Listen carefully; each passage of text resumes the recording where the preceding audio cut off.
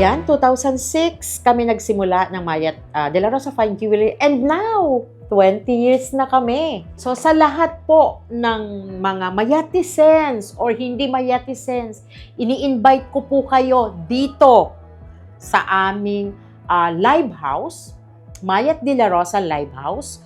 Kung kayo po ay mga nagsisimula at kayo ay gustong magnegosyo at wala pa kayong malalaking kapital, or yun naman pong gusto mag-alahas na gusto po nilang mag-try, welcome na welcome po kayo dito sa Mayat De La Rosa Fine Jewelry Live House. Nandito po kami sa Parkway Corporate Center.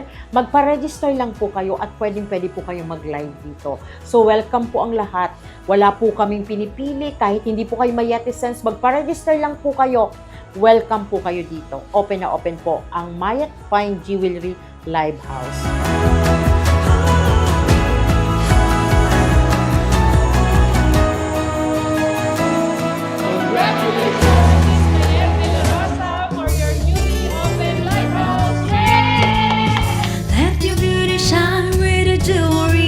The one thing that we have kept in mind in building this is the fact that booking a studio should feel as beautiful as the jewelry.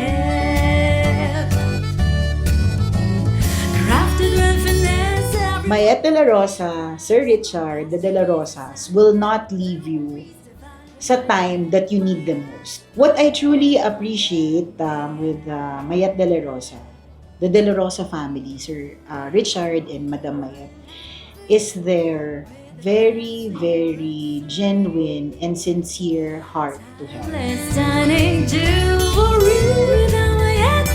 Your jewelry business will start here. Thank you, and let's come and be part of Mayat Live House.